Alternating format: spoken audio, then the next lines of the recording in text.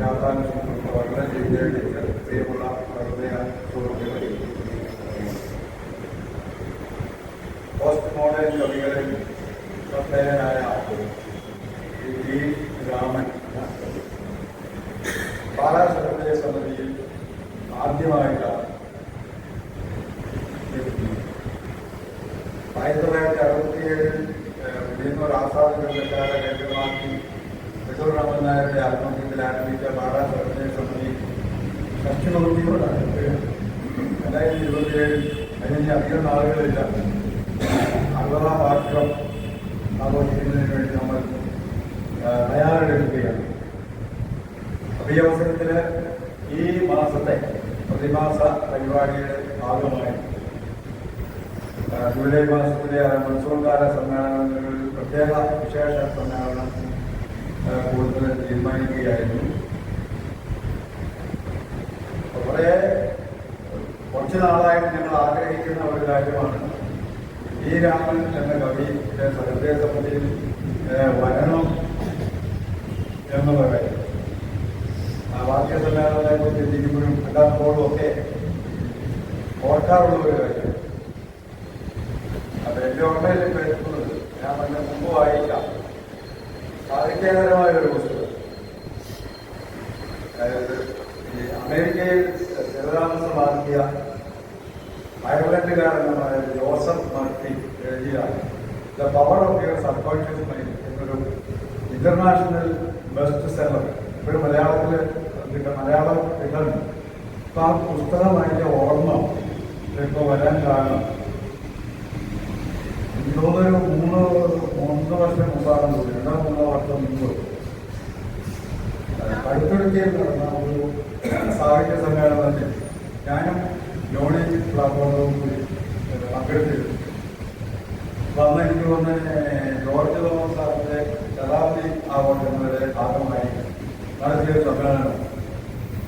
അപ്പൊ അവിടെ വെച്ച് ആദ്യമായിട്ട് ഞാൻ ടി രാമൻ എന്ന കവിയുടെ പ്രഭാഷണം ആദ്യാവസാനം ചെയ്തു.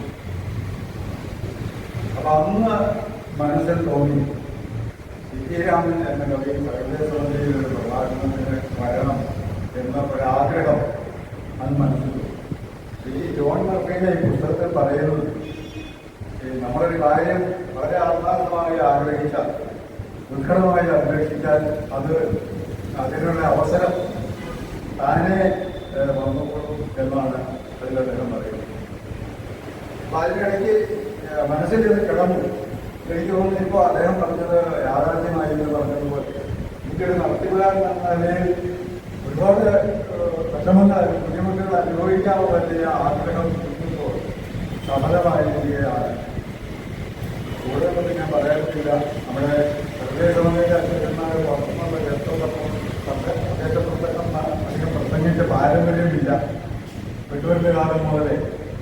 അപ്പോൾ നിരൂപണ രംഗത്തും അതുപോലെ മൊഴിമാറ്റി വിവർത്തന രംഗത്തും കവിതാ രംഗത്തും അധ്യാപന രംഗത്തുമൊക്കെ വളരെ പ്രസന്നമായ വളരെ സജീവമായിട്ടുള്ള ഇദ്ദേഹത്തിൻ്റെ പ്രഭാഷണം ശ്രമിക്കുന്നതിന് വേണ്ടിയാണ് നമ്മളെല്ലാവരും ഇവിടെ ഇരിക്കുന്നത്. അതുകൊണ്ട് അദ്ദേഹത്തിൻ്റെ സമയം ഒട്ടും അല്ലെങ്കിൽ ആ സമയം മുഴുവൻ അദ്ദേഹത്തിന് വേണ്ടി വിട്ടുകൊടുക്കുന്നതിന് വേണ്ടി ഞാൻ എൻ്റെ അധ്യക്ഷ പ്രസംഗം ഇത്രയും ഇടുങ്ങിയ വാക്കുകളിൽ അവസാനിപ്പിക്കുകയാണ്.